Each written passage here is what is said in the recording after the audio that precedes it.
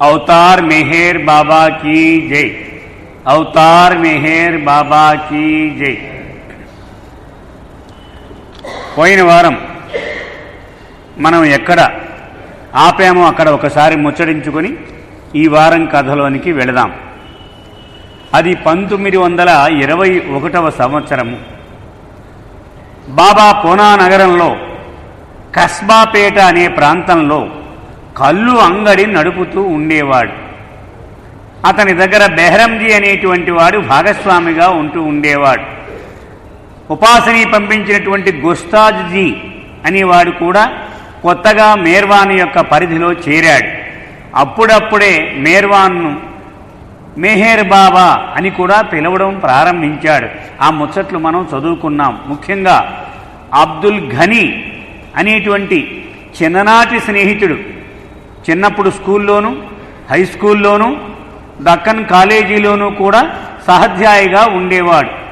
అతను చాలా కాలం తర్వాత 1921వ సంవత్సరంలోనే మున్షీ రహీం అనేవాడి ఇంటి దగ్గర రోజు మధ్యాహ్నం నుండి రాత్రి వరకు బాబా కూర్చొని సమావేశాలు నిర్వహిస్తూ ఉండేవారు. ఆ రోజుల్లో అతను ఒక సంస్థలో ఉద్యోగం చేస్తూ ఉండేవాడు. మున్షీ రహీం అనేవాడు తన ఇంటిని బాబా యొక్క కార్యకలాపాలకు అతని వినియోగించుకోమని ప్రాధేయపడగా బాబా సమ్మతించారు. దానికి అతని ఇంటి దగ్గరే అబ్దుల్ ఘనీ అనేవాడు బాబాని కలిశాడు. అతను చాలా మేధాసంపత్తి కలవాడు.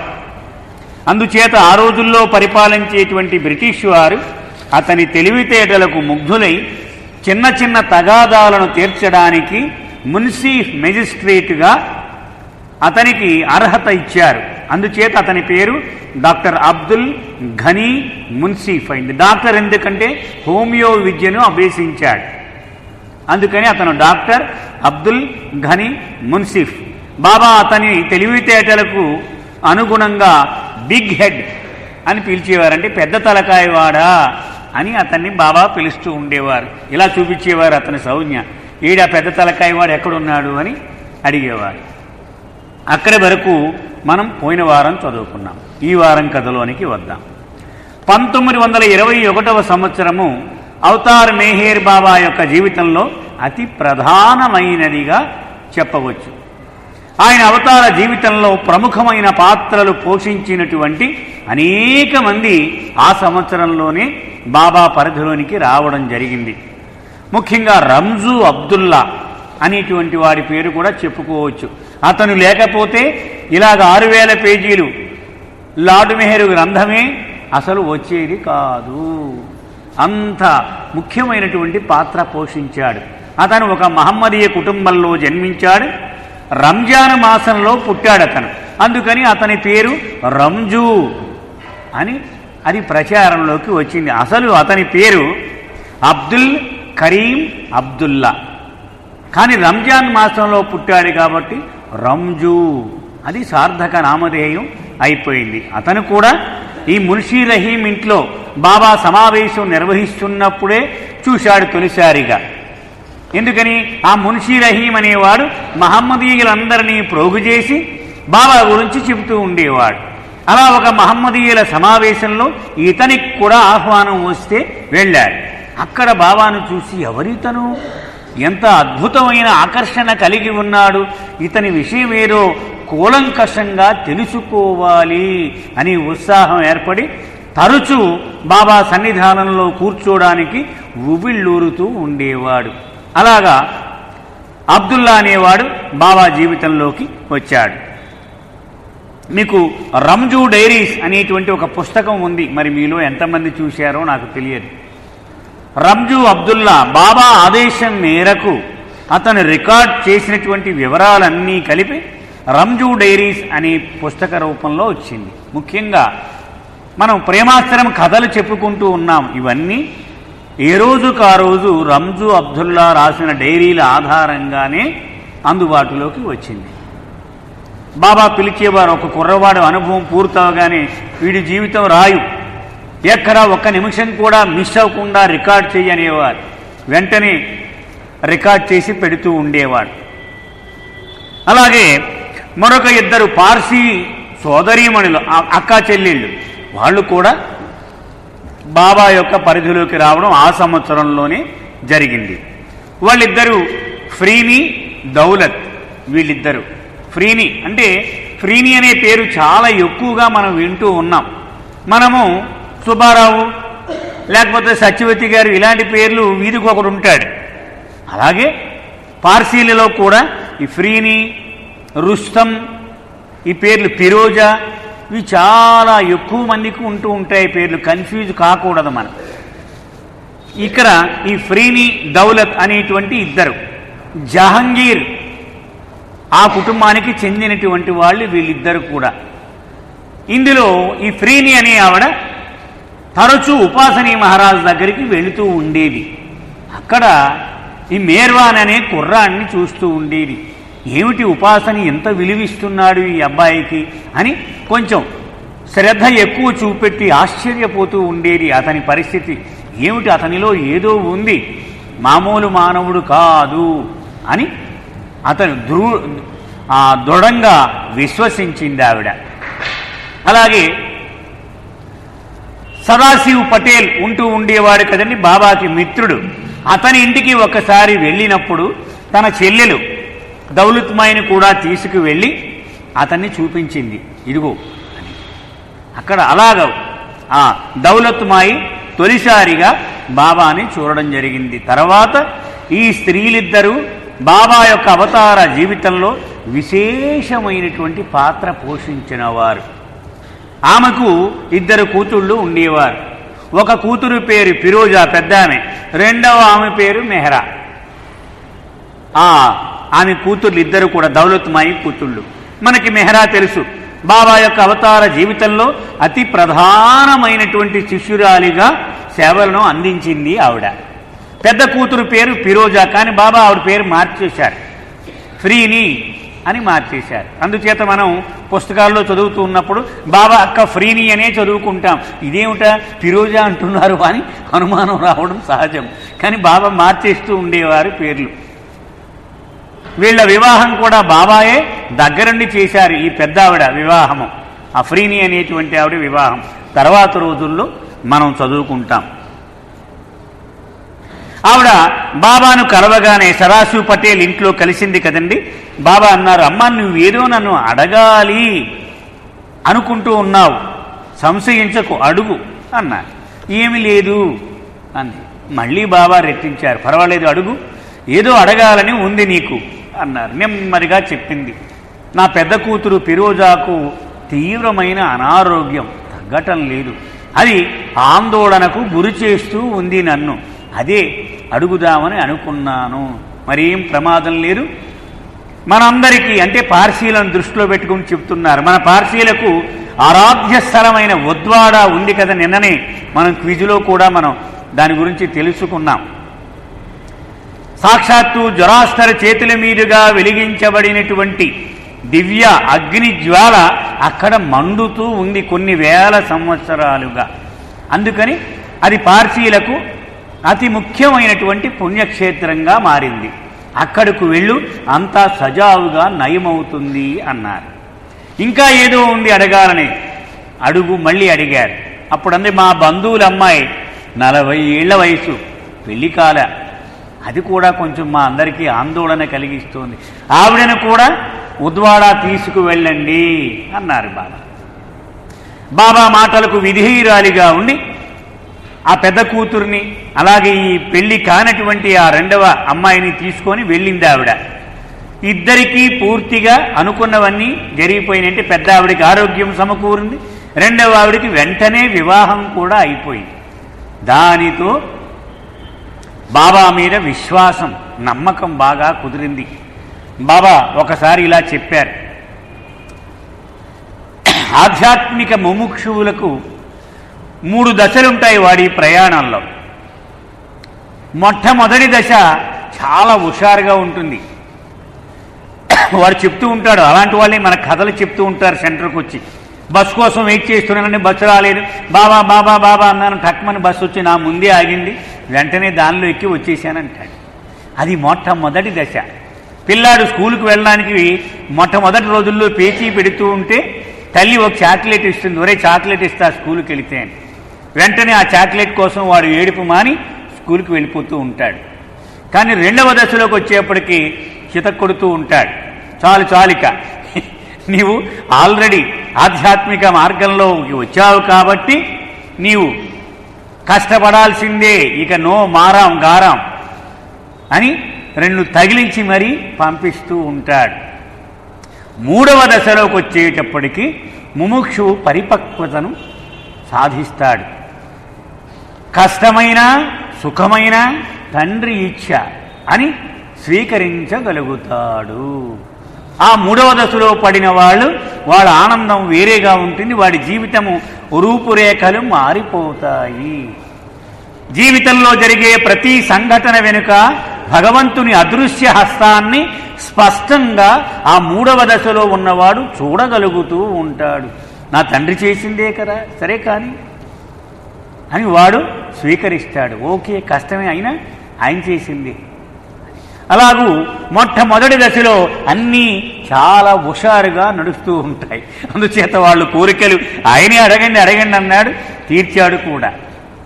అలాగా వాళ్లకు విశ్వాసం బాగా బలంగా ఏర్పడింది. ఆవిడ దౌలత్మాయి అనేటువంటి ఆవిడ బాబా మీద ఎంత విశ్వాసం ఉండేదంటే బాబా ఆజ్ఞ ప్రకారము కొన్ని సంవత్సరాల పాటు మౌనాన్ని పాటించింది ఆవిడ. మనం మెహరాబాద్ వెళ్ళినప్పుడు ఆ సమాధులు చూసినప్పుడు, ఇప్పుడు మళ్ళీ కొత్తగా చూడండి మీరు వెళ్ళినప్పుడు, ప్రతి సమాధి మీద వివరాలు కూడా వ్రాయబడి ఉంటాయి.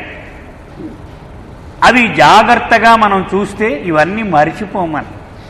ఇప్పుడు ఇవన్నీ చదువుతూ ఉన్నాం మనం, మళ్ళీ ఇప్పుడు చూస్తే బెయిలీ కనపడగానే ఓహో మనం చదువుకున్నాము కాకినాడ సెంటర్లో అని గుర్తుకొస్తుంది. ఆ రుస్తమ్ అని కనపడగానే ఓహో వీడన్నమాట అని. అలాగే ఇప్పుడు దౌలత్మాయి చూడండి, దాని మీద ఎన్ని సంవత్సరాలు మౌనం పాటించింది అని రాసి ఉంటుంది. ఓహో ఈవిడా అని మనకు గుర్తొస్తుంది. అలా రిలేట్ చేసుకోవాలి. ఇక్కడ చదివింది అక్కడ మనం చూసింది, అప్పుడు విషయం తొందరగా మరిచిపోం. అది శాశ్వతంగా మన మనసులో ఉండేటువంటి అవకాశం ఉంటుంది. 1921వ సంవత్సరంలోనే బాబాకు మిత్రుడైనటువంటి సదాశివ్ పటేల్ భార్య చనిపోయింది. సదాశివ్ పటేల్ అంటే హజరత్ బాబాజాన్ దగ్గర బాబాను కలుసుకున్నాడు. ఆవిడే మేర్వాన్ని పరిచయం చేసి వాళ్ళిద్దరినీ మిత్రులుగా చేసింది. మేర్వాన్ యొక్క ఆధ్యాత్మిక ఔన్నత్యాన్ని చవి చూసినటువంటి తొలి సభ్యులలో అతను కూడా ఒకడు. అతని భార్య చనిపోయేప్పటికి మేర్వాని దగ్గరుండి అంత్యక్రియల కార్యక్రమం నిర్వహించాడు. పెద్ద ఊరేగింపు. ఆ ఊరేగింపులో పార్సీలు, హిందువులు, మహమ్మదీయులు అందరూ పాల్గొన్నారు. పూనాలో ఉన్నటువంటి ప్రజలందరూ ఆశ్చర్యపోయారు. అరే, ఇన్ని మతాల వాళ్ళు ఒక లైన్లో ఊరేగింపులో వెడుతున్నారే, ఎంత అద్భుతము అని మేర్వాను యొక్క ఆ విశిష్టమైనటువంటి లక్షణాన్ని తొలిసారిగా పూనా నగరవాసులందరూ గమనించారు. అమ్మో, ఇతను మామూలు మానవుడు కాదు, ఒక మతానికి ఒక విశ్వాసానికి మాత్రమే పరిమితమైన వాడు కాదు, ఇతను ఏదో ప్రత్యేక లక్షణాలు కలవాడు అని వాళ్లకు నెమ్మదిగా ఒక అభిప్రాయం ఏర్పడింది.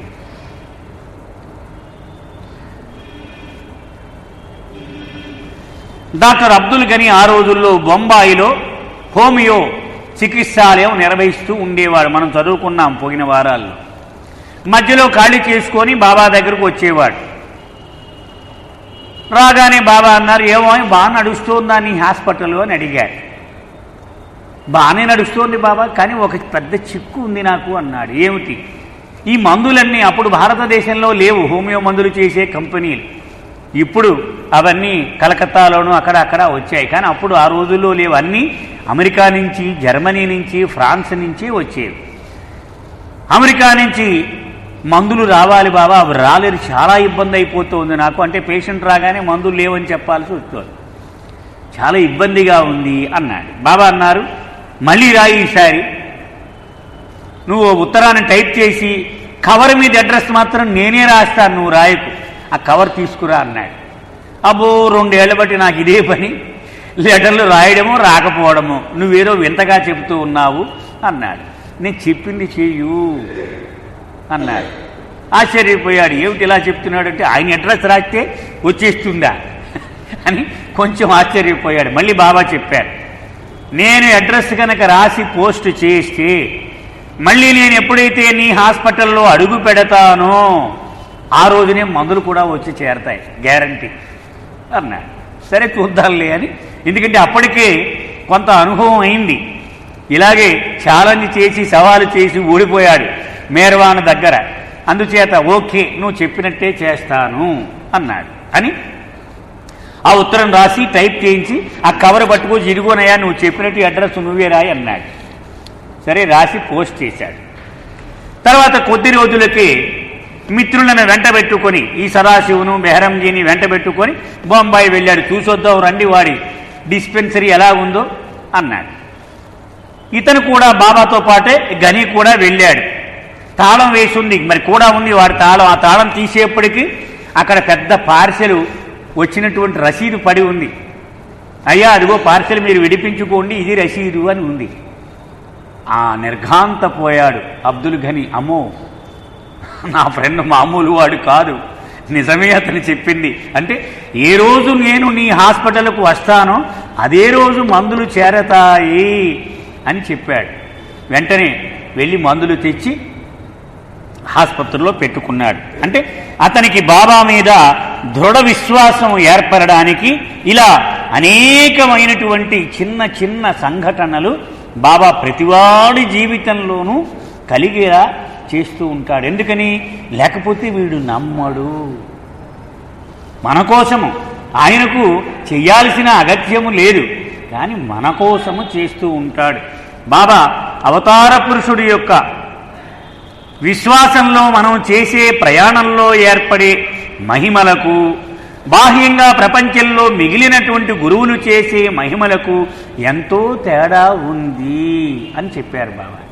ఏమిటా తేడా అంటే, ఇతరులు చేసే మహిమల వలన మాయలో నీవు మరింతగా కూరుకుపోతావు. అంటే ఇలా అని ఒక గోల్డ్ కాయిన్ ఇచ్చాడు అనుకోండి, నెక్స్ట్ టైం వెళ్ళినప్పుడు ఇది 5 గ్రాములే ఉంది, నెక్స్ట్ టైం 10 గ్రాములు వస్తే బాగుండును అని లోపల పీకుతూ ఉంటుంది మనసు. అలా ఇలా అని ఒక ఆభరణం ఇచ్చాడు అనుకోండి, నెక్స్ట్ టైం వెళ్ళినప్పుడు డైమండ్స్ ఉంటే బాగుంటుంది, మామూలు రాళ్ళు ఇవి. అంటే మన మనసు ఆ వికారానికి అలవాటు పడిపోయి ఉంటుంది. అందుకని మామూలుగా మహిమలు చేసి సంపదను సృష్టించే సంపదకు ఇంకా మనం అంటి పెట్టుకొని ఉండిపోతాము. కానీ బాబా చేసిన మహిమలు మాత్రం అలా ఉండవు. ఆయన మీద విశ్వాసము పెరిగేలాగూ ఉంటాయి. మనం జన్మదిన వేడుకల్లో ఎక్కడో ఒక చోట చెప్పుకున్నాం కూడా బాబా మహిమలు ఎలా ఉంటాయో. అది జరిగాక వాడి శరీరాన్ని కోసిచ్చేయమన్నా బాబా పాదాల దగ్గర పెట్టేస్తాడు వాడు. అంటే అంత తీవ్రమైన ప్రభావాన్ని కలిగిస్తాయి. అలాగే ప్రతివాడి జీవితంలో, అంటే మనకు కూడా మనం ఇంతంత పుస్తకాల్లో రాసేంతగా మనము దానికి విలువ ఇవ్వకపోవచ్చు, కానీ ప్రతి బాబా ప్రేమికుడికి ఒక హృదయంలో తప్పనిసరిగా ఏదో ఒక కథ ఉండి ఉంటుంది. సరే, గుల్మాయి కుటుంబం నెమ్మదిగా సకోరి వెళ్ళడము మనం ఇదివరకే చదువుకున్నాం. బాబాతో బాంధవ్యము పెరగడము ప్రారంభించింది. వాళ్ళ కుటుంబంలో భర్త కైకుస్రు, గుల్మాయి, 4 పిల్లలు వాళ్ళకి. 2 కొడుకులు రుస్తం, ఆదికే ఇరానీ, ఫిరోజా, డాలి. వీళ్ళలో చాలా మందిని చూశాం కూడా మనం, మరి గుర్తుందో లేదో ఆ రోజుల్లో చూసిన వాళ్ళకి. అప్పటికి చనిపోయిన వాళ్ళు మనకు తెలియదు, కానీ వీళ్ళు 4. వీళ్ళ కుటుంబం అంతా కూడా నెమ్మదిగా బాబా పరిధిలోనికి వచ్చింది. ఆది అనేవాడు అప్పటికి 16 ఏళ్ల వయసు. పంచగనిలో ఒక స్కూల్ ఉండేది. పంచగని అంటే మహారాష్ట్రంలో ఒక హిల్ స్టేషన్.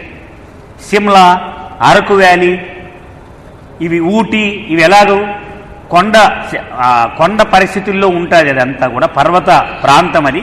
కానీ మంచి పర్యాటక కేంద్రంగా ఇంగ్లాండ్ వాళ్ళు ప్రసిద్ధి చేశారు వాటిని. ఎందుకని వాళ్ళు భారతదేశంలో వేడిని తట్టుకోలేక ఇలా చల్లగా ఉండే స్పాట్లన్నీ బాగా అభివృద్ధి చేసి అక్కడికి పోయి మకా ఉంటూ ఉండేవారు వీలైనప్పుడల్లా. అందుకని ఇవన్నీ బాగా అభివృద్ధి చేశారు. ఆ పంచగనిలో మన సోదరుడు నాగేష్ గారు వస్తూ ఉంటారు ఇప్పుడు మనకి. వాళ్ళ బ్రదర్ పంచగనిలో శాశ్వతంగా మకా ఉన్నారు, ఆయన డాక్టర్గా. మనకి ఇక్కడికి వస్తూ ఉంటారు చూడండి, శ్రీనగేష్ గారు నిన్న మొన్న కూడా మనకు వచ్చారు. ఇక్కడ ఓఎన్జీసీ రిలయన్స్లో పనిచేస్తూ ఉన్నారు. వాళ్ళ కుటుంబం అంతా పంచగనిలో ఉండేవారు. వాళ్ళ నాన్నగారు ఉద్యోగం చేసేవారు హైదరాబాద్. ఆయన్నే బాబాను 6 సార్లు దర్శనం చేసుకున్న కుటుంబం వాళ్ళది. ఆయన ఉద్యోగం చేస్తూ కొడుకు డాక్టర్ చదివేవాడు. కొడుకుతో అన్నట్ట, నాన్న నువ్వు ఇక్కడే ఉండిపోరా, మేము బదిలీ అయ్యి హైదరాబాద్ వెళ్ళిపోతాం. ఇక్కడ బాబా ఉన్నటువంటి టైగర్ వ్యాలీ, ఆ గుహ ఎక్కడైతే బాబా ఉన్నారో అది వీళ్ళ కుటుంబం వాళ్ళే సంరక్షణ చూస్తూ ఉంటారు ఇప్పటికీ కూడా. ఆ కొడుకు అక్కడే స్థిరపడిపోయి అక్కడే వివాహం కూడా చేసుకొని, ఆవిడ డాక్టరే. వీళ్ళిద్దరూ శాశ్వతంగా పంచగనిలో హాస్పిటల్ నడుపుకుంటూ ఆ గుహను చూసుకుంటూ ఉన్నారు. అంటే వీళ్ళ అన్న ఆయన. ఆ పంచగనిలో ఉన్న స్కూల్ చాలా ఫేమస్, బ్రిటిష్ వాళ్ళు నడుపుతూ ఉండేవారు. దానిలో చదువుకునేవాడు ఆదికే ఇరానీ. ఈ తల్లి బలవంతం మీద ఉపాసని దగ్గరికి వెళ్ళడానికి రెడీ అయ్యాడు. అతనికి ఇష్టం లేదు, ఎవడో హిందూ గురువు మనకెందుకు అనేవాడు కొడుకు ఆది. అలా తొలిసారిగా ఉపాసని దగ్గరికి వెళ్ళాడు, తల్లి కూడా ఆది. ఇక్కడికి మనం ఆపుదామండి.